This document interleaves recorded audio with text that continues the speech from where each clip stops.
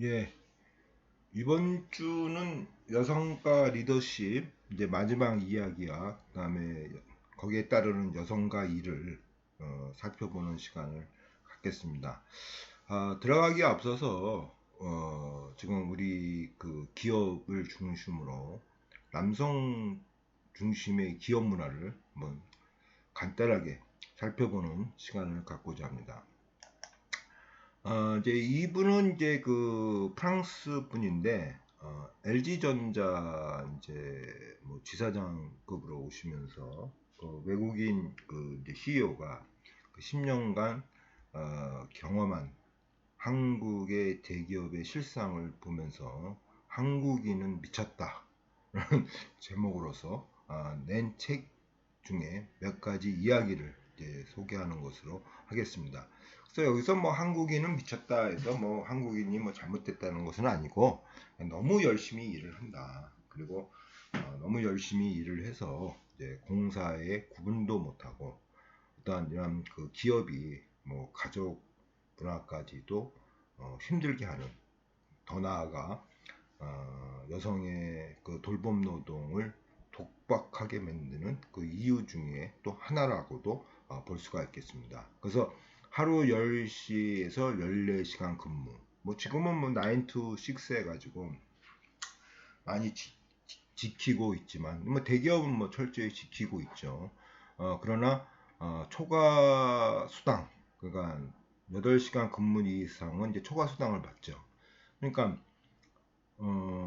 이분은 이제 그 미쳤다는 뜻에서 그 초과 수당에 모두 그 일을 한다는 얘기죠. 그러니까 초과 수당과 뭐 가족 경영상 남자들이 일에 파묻히는 거죠. 뭐 저 같은 경우도 1시간 더 일을 하면은 뭐 초과 수당을 주는데 당연하게 일을 하죠. 어차피 버는 돈이면 남자의 생계 노동에 대한 어떤 그러한 책임감에 의해서 많은 돈을 벌고자 이제 노력을 하는 거고, 그래야 이제 가족이, 그래서 이제 남자들은 뭐 가족을 위한 길이다 또 이렇게 이야기를 하고 있고, 그래서 이러한 14시간의 근무, 당연히 이러한 근무를 하게 되면서 모든 돌봄 노동은 또한 여성이 맡게 되는 그런 그 순환적인 고리에 있다고 볼 수가 있겠죠. 그 다음에 맹목적인 헌신, 그 다음에 상부의 냉혹한 감시. 여기 상부의 냉혹한 감시라는 것은 노동자에 대한 우리나라가 이제 테일러리즘, 그러니까 테일러리즘이 이제 좀 감시책이 아닙니까? 그러니까 테일러리즘, 포디즘, 그러니까 우리가 테일러리즘과 포디즘은 안 배웠지만 성과급 제도가 바로 이제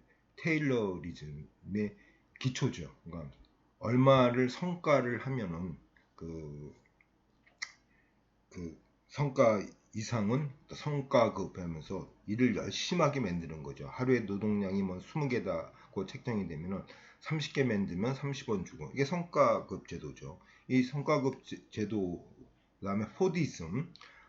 포디즘은 그야말로 이제 감시 체계의 또 대표적인 거고, 그래서 냉혹한 감시라는 것은 조직이 좀 팀플레이, 수평적으로 움직이지 않고 수직적으로 움직이면서, 이런 테일러즘과 포디즘이 이제 외국 유럽 같은 경우 좀 벗어나고 있는데, 아직까지도 이 테일러즘과 포디즘의 그런 그 조직 문화 속에서 살고 있다는 것을 이야기하고 있다고 보시면 되는 거고, 그 이유는 바로 이 군사적이고 위계적인 서열 문화가 그 정치하고 군사가 연결되고, 이것이 또 기업 경제하고도 연결되는 이제 그런 것을 이제 이야기하고 있다고 볼 수가 있겠습니다. 구체적으로 개개인은 엄청난 업무량과 육체적인 필요를 감당해야 하고 저녁이 없는 삶으로 가족 관계는 황폐되어 가고 있다. 그래서 그 여러 가지 볼 수가 있죠. 말이 반복되지만 가족 관계가 황폐화되고 가고 있다는 것은 이제 돌봄 노동에 있어서 여성의 또한 독방 육아 이런 문제도 볼 수가 있고, 그 다음에 이제 아버지로 산다는 것도 우리가 볼 수가 있는 거죠. 그래서 아빠를 빌려주니까 2000 14년도에 나온 영화죠. 아빠를 빌려줍니다 해가지고 그 아빠에 대한 그 렌트 사업하면서 아빠가 바빠지면서 그 이전에 이제 백수 이게 일이 없던 이제 실업자 아빠하고 딸하고 재밌게 살다가 물론 뭐 엄마가 이제 미장원 하면서 생계를 유지하면서 근데 이제 너무 이제 명문대 나온 아빠죠. 사업에 실패하면서 그 영화에서 보면은 그래서 이제 그 딸이 아빠 하도 노니까 이제 중고나라 시장에 아빠를 빌려준다는 렌트 사업을 하면서 아빠가 바빠지죠.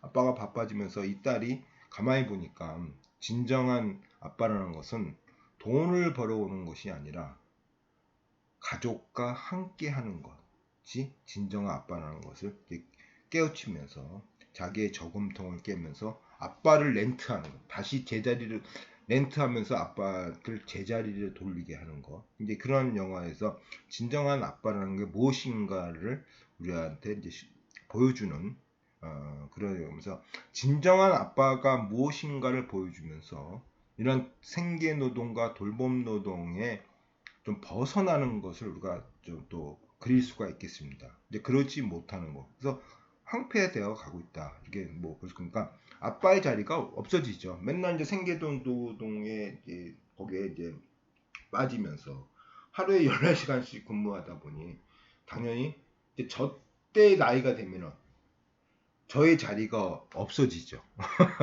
여러분들 가족은 좀 어떻습니까? 저희 집은 저희 자리가 없는 것 같아요. 이제는 이제 들어와도 뭐 상식 뭐 그냥 뭐랄까 그냥 뭐 오셨어요 뭐 그런 얘기 뭐 더 이상의 뭐 신충적인 얘기는 거의 뭐 신충적인 얘기는 엄마랑 하고 있고 나는 엄마를 통해서 듣고 또 저하고 그렇게 가까이 하려고 또 자녀들이 또 그렇게 하지도 않고 그러니까 젊었을 때는 바빠서 그랬지만 이제는 나이가 들어 이렇게 이제 50대에 들어오게 되면은 아빠의 자리가 가족에서는 없는 것 같죠. 비어 있다. 볼 수가 있죠. 이제 그거 보면 우리가 이 여성과 사회는 이렇게 여자의 문제만이 아니라 남성의 문제도 우리가 보는 것에 있어서 이러한 그 기업 문화가 아빠의 자리가 없어지는 거, 그죠? 이런 것도 우리가 한번 살펴봐야 되지 않나. 그래서 아빠의 자리를 찾게 만드는 이 사회적인 시스템도 또한 필요하다. 지금은 50대 저가 말이 반복되지만 저 때 나이 때 되면 아빠의 가족에서 아빠의 자리는 없어요. 그러니까 외롭다는 거죠. 그런 영화 많이 도 나오고 드라마에서도 나오고 아빠의 자리는 이제 없어지는 거예요. 점점 없어진다. 가족에서 아빠의 자리는 없어지고 그러니까 이런 것도 우리가 이제 언급해야 되지. 다음 학기는 한번 좀 그 아빠의 자리를 찾는 그런 그 뭐랄까 한 주를 정도 가지면서 아빠의 자리를 찾는 길로 한번 또 검토하는 시간을 갖고자 합니다. 하여튼 하루 종일 함께하는 사람들 필요 이상으로 경쟁을 하면서 그야말로 신자유주의의 경쟁의 원칙이죠. 그래서 여러분도 알겠지만 우리가 봤지만 고등학교 있을 때 그런 그 고등학교 반이 동료 급유가 아니라 전쟁터라고 비하하고 있고 이 상대평가가 경쟁이죠. 경쟁을 하면서 대학교에서도 이제 대타 문화가 사라지고 출석을 대신하는 것이 무너지고 서로의 긴장, 그죠? 상대방의 인격을 깔아뭉개면서 모멸감을 주는 언사들이 회사 안에서 버젓이 오가는 것이다. 남남의 이런 지고화에 따라서 인격을 깔아뭉개고 여기에 플러스 알파로 여성은 더욱 여성 비하적인 그냥 이제 성희롱적인 이야기를 많이 하고 있고 어찌되었든 뭐 이 성교육 그 다음에 이 성폭력 성희롱 이런 것이 상당히 오버트 많이 밖으로 나오게 되면서 상당히 조심도 하고 있습니다. 저도 여학생들하고 상담할 때 상당히 조심하면서 이야기를 해요. 어떻게 보면 이러한 오버트 현상이 이런 것이 뭐 그도 하나의 영향을 미치지 않았나도 볼 수가 있죠. 그래서 하여튼 뭐 버젓이 오간다. 이렇게 이제 이분은 또 이야기하고 있고, 그 다음에 이분은 이제 우리나라의 공사에 이러한 그 어떠한 뭐면 공사가 해체 분리되지 못하고 서로 융합되어 있는 거, 이제 그런 거 그러면서 위계 서열이 존재하는 것은 당연하다. 근데 한국에서는 이게 기능적인 역할에 머물지 않고 사람 자체의 높고 낮음을 내포하는 문제가 있다. 그러니까 바깥에서도 아무 시도 때도 없이 부른다는 얘기죠. 공가사가 분리가 됐는데 시도 때도 없이 부르고, 뭐 어떻게 보면 자, 조교와 교수와의 관계는 공사가 구분이 안 되니까 그냥 조교한 그게 문제가 된 거 아닙니까? 조교한테 뭐 주민등본 띄워와라, 뭐 세금 내라, 또 와이프의 잔신음도 시키고. 그러니까 교수의 기능과 조교의 기능이 있는데 이런 기능적인 역할에 머물지 않고 사람 자체의 높고 낮음을 내포하는 문제가 있으니까 그러니까 공사가 구분이 안 된다는 것은 이런 얘기죠. 공적인 일과 사적인 일을 구분하지 못하고 공적에서 높은 것이 사적에서 높으니까 바로 뭐 등본도 띄우게 하고 세금도 대신 내게 하고 차 운전도 하게 하고 근데 이런 게 이제 문제가 된다는 얘기죠. 그러니까 우리 조직은 미국식이지만 조직 문화는 조선시대다. 조선시대가 곳곳에 남아있다. 뭐 점점 이렇게 뭐 공사의 구분을 못하는 이런 행위들이 사회적 비난의 대상이 되고 이것이 점점 오버트 되면서 많은 각성을 하게 되고 조심을 하게 되고 이제 그렇게 가야 되는 것 같습니다. 뭐 이전에 했던 것들이 뭐 심지어 뭐 장관 되시는 분이 뭐 술집에서 박사학위 그뭐 유무를 떠나가지고 사실의 유무를 떠나가지고 그 말 된다는 언급 자체가 뭐 말이 안 되는 얘기죠. 근데 그런 경우가 예전에는 많이 있었어요. 많이 있었어요. 근데 그런 것이 이제 사회가 좋아진다는 것이 그런 것이 이제 점점 사라진다는 얘기죠. 자, 지위가 높을수록 회의 시간을 갑자기 바꿀 수가 있고 사장 마음이죠. 이메일에 답을 늦게 하는 등 자기 중심적으로 행동을 하고 일을 처리하는 범위가 넓어진다. 그래서 저가 이메일에 답을 늦게 하는 것은 저가 개인 메일로 주는 거는 즉시로 하는데 그렇게 저가 개인 메일로 보내지 말고 저 개인 메일로 보내고 학교 거기 좀 하지 마십시오. 내가 왜냐면 잘 못 들어가잖아요. 그러니까 그래도 늦게 남을 보내는 사람도 있습니다. 그러니까 여러분들 또 뭐 저 얘기하는 건 아닙니다. 저는 개인 메일로 오는 것은 늦어도 다음 날은 다 답을 줘요.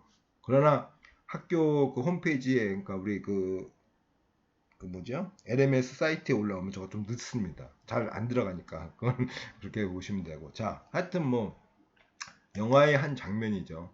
상대방과 자신을 동등한 인격의 소유자로 보지 않아도 되는 환경 속에서 아나무인이 체질화되어 CEO들이죠. 이러한 관행이 지속되는 까닭은 부정적 피드백이 돌아오지 않 피드백이 들려가지 돌아오지 그쵸? 피드백이 부정적 피드백이 있죠? 뭐라 그럴까? 부정적 피드백이 없고 일단 오타가 났네 그죠? 부정적 피드백이 부정적 피드백이 없다 이렇게 합시다. 부정적 피드백이 없다. 견제나 제기가 이뤄진다면 자신의 행동을 상가 도울 텐데 오히려 아랫사람들이 끝없이 윗사람 눈치를 보면서 비유를 맞추려 애를 씁니다. 그러니까 아까 했지만 이런 기능에 대한 고하가 그대로 인격적으로도 고하로 연결되면서 뭐 우리가 학교에 있으니까 여러분들이 교수에 대해서 뭐 부정적이면 부정적이면 긍정적이면 긍정적이면 잘못한 점 교수가 뭐 100% 잘할 수가 없잖아요. 뭐 이런 거에 대해서 여러분들이 얘기를 안 해주는 거예요. 얘기를 안 해주니까 모르는 거죠. 모를 수도 있고 그렇죠? 그러니까 얘기를 해야 된다는 얘기죠. 이게 바로 우리가 배웠던 니체의 첫 시간에 배웠죠. 초인이죠. 주체로 살기. 낙타처럼 짐을 실지 말고 하고 싶은 얘기를 해야 된다는 얘기죠. 하고 싶은 얘기를 해야 된다는 얘기고, 그걸 못한다는 얘기죠. 그러니까 철학에서는, 심리학에서는 이렇게 얘기하지 못하는 것을 낙타 같은 인간 이렇게 표현하고, 심리학에서는 박해불안 못하는 거고. 자, 우리같이 여성과 사회, 이런 사회과학에서는 권위주의적인 성격 때문에 그렇습니다. 다 연결되는 거예요. 그러니까 뭐 낙타 같은 사람, 박해불안, 심리학은 박해불안이에요. 주체로 자기가 하고 싶은 얘기를 못하는 걸 박해불안이라고 그래요. 그리고 이런 것은 사회적으로 권위주의적인 성격으로 연결되는 거죠. 근데 권위주의적인 성격이라는 것은 뭐냐면 간단해요. 강자한테는 약하고 약자한테는 강한 사람이 권위주의 성격이에요. 세도 마조키즘이죠. 사회 심리학적으로 우리가 배웠던 에릭 프롬의 사랑의 기술에서 독일 그때 히틀러의 사회를 이분은 이제 권위주의적 사회다고 정의를 내리고, 권위주의 성격이 뭐냐? 세도 메저키입니다. 그래서 공격성과 비공격성, 수동성을 다 갖고 있는 거죠. 그 얘기는 뭐냐면 강자한테는 약하고 약자한테는 강한 사람들. 그러니까 갑질행위하는 사람들. 이게 다 권위주의 성격이죠. 그러니까 여러분들이, 저도 뭐 강자한테는 말 못하죠. 약하니까. 약자한테는 강하고. 그러니까 뭐 총장님한테는 강하고 학생들한테는 또 어떻게 돼요? 총장님한테는 약하고 학생들한테는 강하고. 이런 것이 권위주의적 성격이죠. 그러니까 우리 기업의 문화가 이런 권위주의 성격, 정치도 그렇고, 그죠? 권위주의 성격에 이제 있다는 것을 이분이 이야기를 하고 있는 거죠. 그러니까 권위주의 성격, 그러니까 사람이 좋은 얘기하는 사람이 좋아요. 어떻든 귀가 얇기 때문에 좋은 얘기를 자신한테 좋은 얘기를 하는 건 좋은데, 이런 것이 체질화됐다는 것을 이제 이야기를 하고 있는 거죠. 자, 이런 속에서, 이런 남성 위주의 문화 속에서 우리는 또 여성성을 또 더 플러스 알파하고 있는 거죠. 남성 조직의 문화 속에서 또 우리가 거기서 여성성으로서 뭐 우리가 배웠던 뭐 여성 리더십이든 여성적 리더십이든 여성주의 리더십이든 그 속에 살면서 또 플러스 알파로 이 남성 조직 문화는 우리에게 여성성을 요구하고 있다는 얘기죠. 어떻게, 그렇죠? 그러니까 저는 그렇게 봐요. 이 남성 문화 속에서 또 여성성을 요구한다. 우리가 아르바이트를 하면서, 지금은 안 그렇죠. 한 10년 전만 해도 주유소 아르바이트는 치마를 입어야 돼요. 여성성이죠.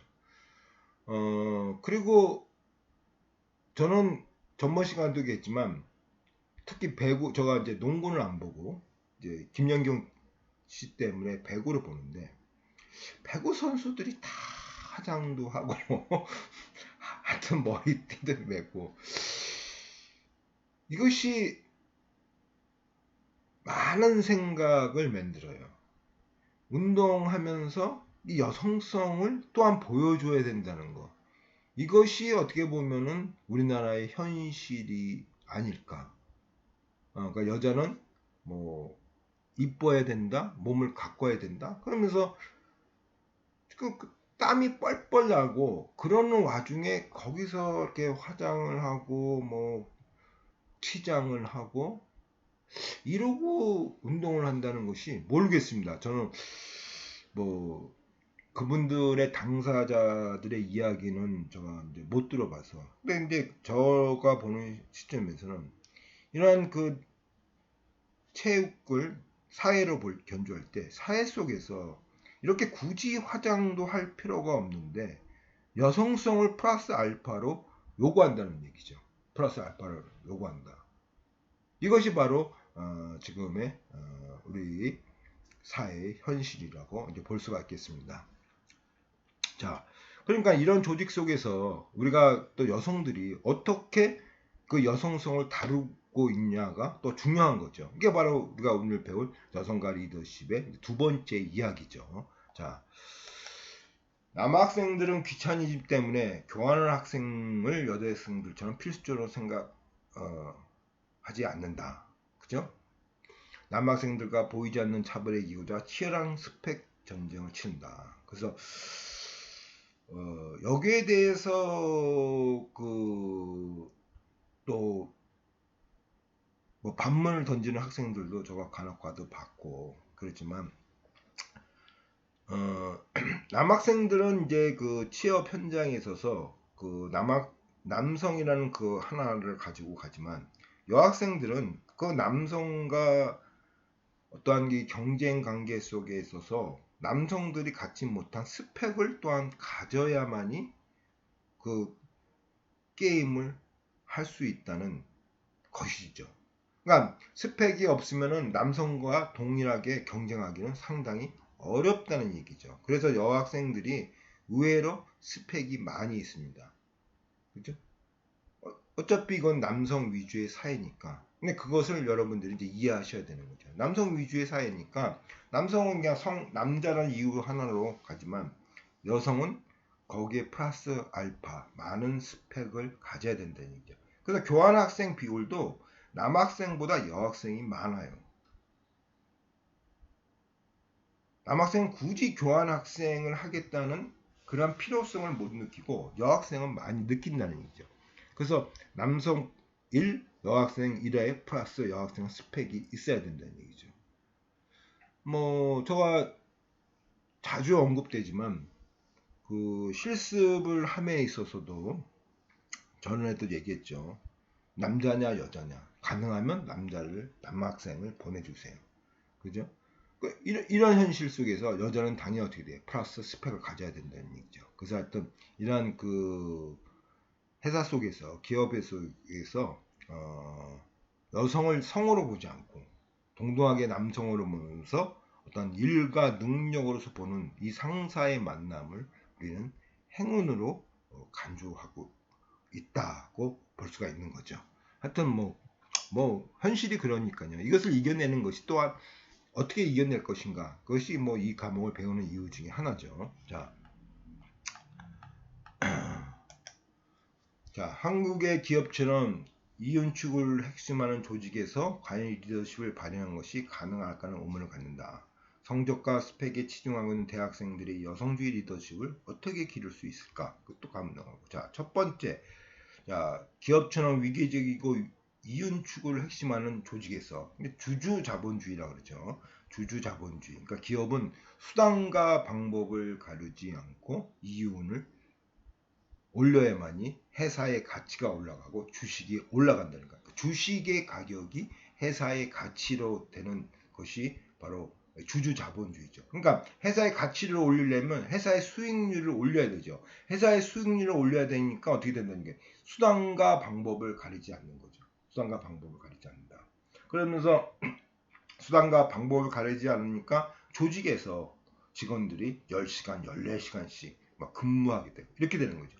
이런 속에서 여성들이 리더십을 발휘하는 것이죠. 뭐 여기서 리더십이라는 것은 뭐 돌봄 노동도 포함될 수도 있고 또 나가서 그 조직 속에서 여성과 남성의 관계 속에서 어떠한 리더십을 발휘할 것인가, 여성 리더십인가, 여성적 리더십인가, 여성주의 리더십인가, 이러한 세 가지 속에서 국한될 때 어떻게 발휘할 것인가가 의문이 되고, 또 어떤 식으로 접근하기, 어떤 사람은 뭐 그야말로 여성 리더십처럼 뭐 가는 사람이 있고, 어떤 분은 약간 여성적 리더십, 감성적이다고 표현한다 그러면 좀 부드럽게, 그죠? 부드럽게 공감을 하면서 뭐 예를 들어 가지고 남성들은 공감 능력이 보니까 일 좀 똑바로 해 이렇게 직권적으로 얘기하지만 여성들은 그렇게 직원적으로 얘기하지 않고 뭐 무슨 직원은 참 능력은 참 많은데 요 분야에서 조금 부족한 것 같아, 이렇게 돌려서 얘기하는, 여기가 바로 어떻게 보면 감성적 리더십이죠. 이렇게 할 것인가, 아니면은 어떤 페미니즘 위치 속에서 이런 조직 문화에 있어서 어떤 이런 그 여성의 종속적인 면을 강조하면서 일을 할 것인가. 그러니까 이런 문제. 그 다음에 이제 대학생들이 여성주의 리더십, 어떻게 보면 이게 페미니즘이죠. 페미니즘 리더십을 어떻게 기를 수 있냐. 그러니까 개인적인 것이 정치적인 것이다. 이런 치열한 경쟁 속에서 여성들은 뭐 일일이 사회생활 속에서 여성주의적인 이야기를 하는 것보다 어떠한 뭐 성희롱을 만약에 겪었을 때, 뭐 상사의 눈치가 보이고, 그리고 바로 이야기할 수 있는 거. 근데 이런 것까지도 우리가 이제 생각할 수가 있는 거죠. 이제 그 얘기를 하는 겁니다. 자, 남성성 군대에서 여성이 군인이 되는 것은 여성이라는 것을 어떻게 다루어야만 여성 군인이다. 그죠? 군대에서 여성 군인이라는 것을 여성성을 어떻게 다루어야만 여성 군인이 된다.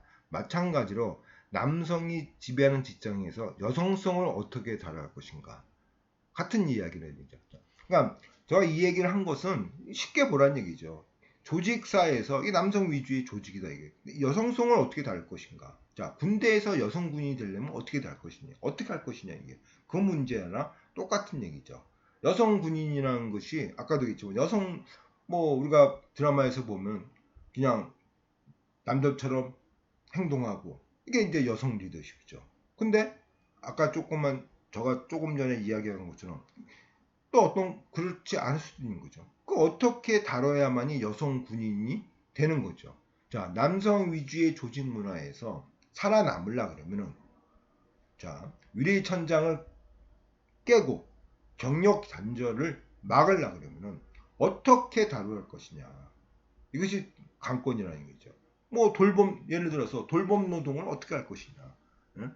돌봄 노동을 어떻게 할 것이냐. 어차피 돌봄 노동이 여성의 숙제로 남아있는 이 현실 속에서 돌봄 노동을 또 어떻게 다룰 것이고, 그 다음에 유리천장을 또 어떻게 깰 것인가. 이런 것이 바로 어떻게 할 것인가가 여러분들의 숙제로 남아있다는 얘기죠. 이 시대의 여성 중간 관리자 여성 리더십은 엄마 리더십으로 규격화되었다. 소통과 배려로 그녀가 지니할 권위는 삭제되고 편하고 착한 사람으로 간주되다. 그러니까 대부분 이 중간 관리자, 그러니까 뭐 과장이라고 봅시다. 그러니까 과장이라고 그러니까 그 얘기예요. 좀 여성적으로 좀 리더를 했으면. 그 얘기는 뭐냐면 부드럽게 배려와 공감과 배려로서 리더를 발휘하는 얘기죠. 만약에 상사의 여성 과장이 그렇지 않다 그러면 분명히 뒤에서 여자가 왜 저런지 몰라. 이런 소리가 나온다는 얘기죠. 그러니까 여러분들 지금은 모르겠어요. 지금은 모르겠지만 우리가 대학교 다닐 때 저 여자가 왜 저래? 이런 소리를 한다는 것은 여성성으로 여자가 가져야 할 행동에 벗어났다는 얘기죠. 그러니까 대부분 중간 관리자들을 어떻게 보면 뭐 남자들 보면 뭐 엄마 본능이라 할까? 그래서 저 속된 말로 이 이렇게 좀 많은 여자를 만나는 남성들은 여자의 엄마 본능을 끄집어내야 된다. 그런 말도 하잖아요. 근데 이런 식으로 얘기를 한다는 얘기죠. 이런 식으로 한다. 그래서 편하고 착한 사람으로 자꾸만 생각을 하는. 그러니까 그렇지 않으면 어떻게 된다는 얘기예요. 그렇지 않으면 여자가 왜 저래? 그런 말이 나온다는 얘기죠. 그러니까 대부분 사람들이 아직까지도 이분법적 질서에 갇혀 있기 때문에 그렇습니다. 갇혀 있지만 여기에 대한 이제 반동으로 백래시로 오히려 이 중간 관리자들은 전문성으로 접근하는 사람들이 많아요. 그러니까 여자가 왜 저래 그런 소리에 백내시죠. 그럴 바에는 나는 소통과 공감 배려 그렇게 부드러운 면은 뒤로 하고 전문성. 니네들은 나한테 뭔가를 배워야 된다. 내가 헐등히 전문적인 지식을 갖고 있다. 그런 것으로서 접근하는 관리자가 많다는 얘기야. 실제적으로. 그런 것 같습니다. 하여튼 그 얘기를 하는 거고. 자, 뭐 비슷한 얘기죠. 무관심형. 무관심형은 그야말로 이제 아까 우리가 봤던 여성적 리더십이고, 그 다음에 인지형.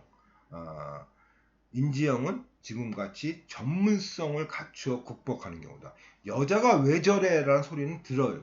알고 있다는 얘기죠. 그렇지만 여자가 왜 저래에서 거기에 반대로 그래 이제는 부드럽게 하지 않는다는 얘기죠.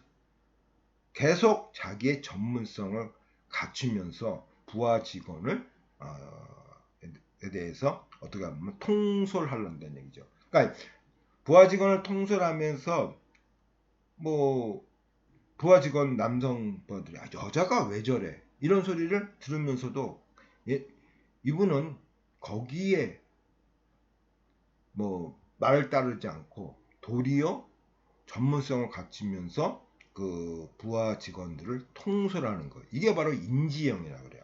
그러니까 인지형이라고 그랬죠. 전문성을 가진다는 거 볼 수가 있고, 세 번째로는 이제 활용형. 여성성을 활용한다는 얘기죠. 활용형이다. 그래서 남성 조직을 인정하면서 관계성이 도움이 되거나 유익한 거 여성성을 활용한다. 그러니까 어떻게 보면 여성적 리더십에 해당한다는 얘기죠. 활용형은 여성적 리더십에 해당되고, 아까도 했지만 우리나라 여성 중간 관료제도는 여자가 왜 저래? 그래서 반대로 도리어 전문성을 갖추려는 인지형 형태의 여성이 많다는 것을 우리가 볼 수가 있고, 자 끝으로 그 버틀러입니다. 이 버틀러가 젊었을 때 모습이 나고 남자 같죠. 그래서 이 버틀러는 이제 아까도 했지만 이런 여성주의 리더십 그 사회에서 어떻게 보면 버틀러의 이 얼굴로 볼 땐 지금 남자처럼 머리를 쑥 잘랐잖아요. 요게 바로 그 여성 리더십이에요. 그러니까 여성 리더십. 그러니까 남자처럼 뭐 바지 입고 다니고 이런 스타일이 바로 여성 리더십이죠. 그러니까 버틀러 요 머리가 바로 그 여성 리더십이에요. 여성 리더십. 그래서 버틀러는 이제 이런 그렇다고 이분이 뭐 여성주의 리더십을 몰라서 그런 것이 아니라 치장, 화장 이것이 굳이 여자의 것이냐 거에 대한 반문으로서 그냥 남자들처럼 편하게 옷을 입고 탈코르셋이죠. 탈코르셋하고 뭐 남자처럼 살겠다는 얘기죠. 이게 이제 여성 리더십이죠. 그래서 머리를 이렇게 남자처럼 짧게 쳤습니다. 젊었을 때는. 자, 여성적 리더십은 반드시 여성만 행하는 것이 아니다. 그러니까 자 우리가 여성과 리더십을 배우면서 아까도 남성 조직 문화에서 여성성을 어떻게 다뤄야만야 여성 군인이 된다. 그죠? 그리고 남성 위주의 사회 속에서 여성성을 어떻게 다뤄야 중간 관리자로서 CEO로서 진급할 수 있는 같은 이야기다 하고 제가 이야기했지만 버틀러는 이것을 부정하고 있는 거죠. 저도 뭐 이 말에 맞다고 생각하고 있습니다. 여성성과 남성성 이 구분 자체가 잘못됐다는 얘기. 여성과 리더십이라는 것은 결론적으로 이것은 그냥 리더십의 조건으로 봐야지 여성이 가져야 할 리더십으로 본다는 자체가 여성성을 어떻게 다뤄야 된다는 이 자체가 잘못됐다는 얘기죠. 그렇죠? 수행성의 개념이죠. 자, 돌봄 노동은 여성의 것이 아니고 남성이 할 수도 있고 여성이 할 수도 있고. 자, 남자가 부드럽다고 해서 이걸 부드러워서는 수행하는 사람이 그러면 여성적 리더십이라고 부드럽다 해서 여성적 리더십으로 본다는 것이죠. 근데 이것이 여성에 국한되는 것이 아니죠. 돌봄 노동이 여성에 국한되는 것이 아니듯이 수행성 개념이죠. 그래서 리더십을 여성성으로서 언급하는 자체가 잘못 이분법적 질서에 어긋난다는 얘기죠. 그래서 여성적 리더십이랑 부드러운 것은 그냥 여성적 리더십이라고. 근데 이것이 여성이 가져야 할 갖추어야 할 조건이 아니라는 얘기죠. 남자가 하면은 저 남자는 좀 여성적 리더십을 하고 있네. 이렇게 이제 이야기를 해야 된다는 얘기죠. 그래서 우리가 더 나아가서 뭐 여성 리더십, 여성적 리더십, 여성주의 리더십 이런 개념을 굳이 써야 되나? 난 그렇게 또 생각해요. 그렇게 그냥 여성 우리가 저가 그랬죠.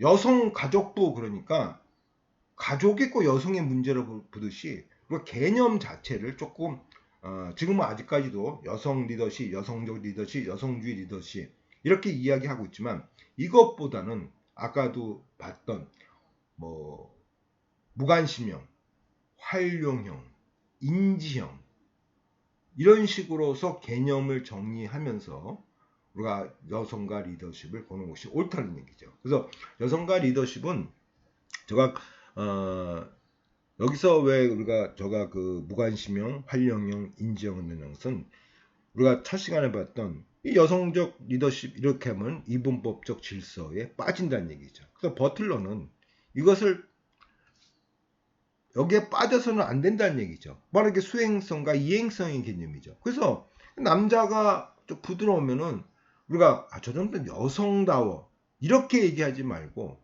활용한다. 부드러움을 활용하는 사람이다. 이렇게 하는 사회적 인식의 변화가 있어야 된다는 얘기죠. 사회적 인식의 변화가. 물론 첫슬부터 배부르겠습니까? 조금씩 이렇게 여성과 감성이 떨어지는 거. 그러니까 성과 사랑에서도 배웠지만 여성의 외도와 남성의 외도는 다르죠. 다르다는 거. 이런 식으로 자꾸만 접근을 해야만이 이런 이분법적 질서가 해체되고 그래서 여성과 리더십을 보면서 결론적으로 버틀러의 수행성과 이행성이 필요하고 어떻게 더 나아가 이것이 이제 여성주의적 리더십으로 이제 발현되는 것이고 한편으로는 여성과 남성이라는 이러한 리더십 개념보다는 활용형, 인지형, 무관심형 이런 식으로서 새롭게 구분하는 것이 바로 이분법적 질서의 해체라는 것을 강조하면서 두 번째 시간을 마치고자 합니다. 자, 여기까지 보느냐 고생 많이 하셨고 시험에 대해서는 다 공지했죠. 구체적인 내용은 또 제가 공지사항을 올리겠습니다. 자, 고생 많이 하셨습니다.